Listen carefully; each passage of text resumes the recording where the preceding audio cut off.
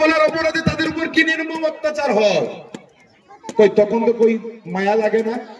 উত্তরপ্রদেশ বিহারে কই মায়া লাগে না?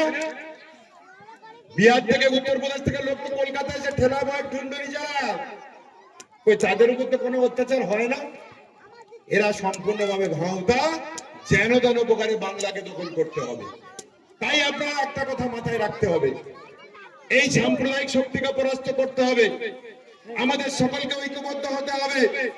আর এই বুথের সর্বস্তরের মা বোনেরা দাদারা ভাইরা যারা আছেন, আপনাদের মনে রাখতে হবে এই বুথ থেকে যেন বিজেপি একটা ভোট না পায়, তার দায়িত্ব আজকের এই সবাই থেকে নিয়ে যাবেন।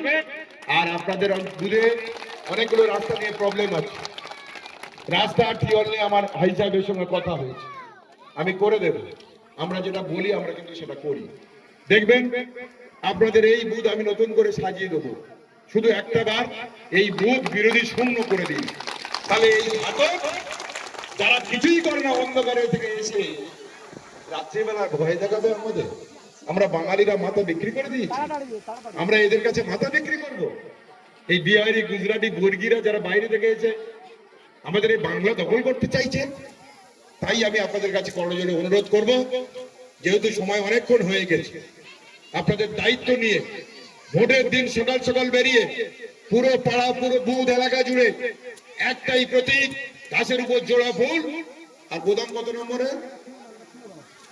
নাম্বার 1। তাই তো মায়েরা, বোতাম কত নম্বরের বোতাম? ক নম্বরে বোতাম টিপবেন? সবাই একবার হাত তুলে বলুন তো কত নম্বরে? নাম্বার 1। নাম্বার 1, এইভাবে আঙুলটা দেখান, নাম্বার 1।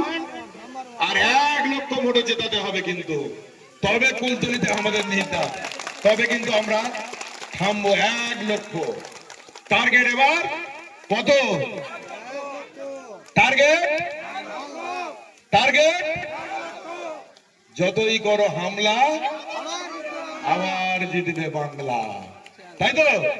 বাংলা আগামী দিন ভারতবর্ষের পথ দেখাবে, যেটা ব্রিটিশদের বিরুদ্ধে নেতাজি সুভাষচন্দ্র বোস দেখিয়েছিল।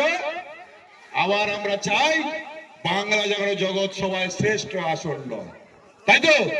তাহলে সবাই একসাথে আমার সাথে, যতই করো হামলা, সবাই একবার আমার সঙ্গে, যতই করো হামলা, যতই করো হামলা।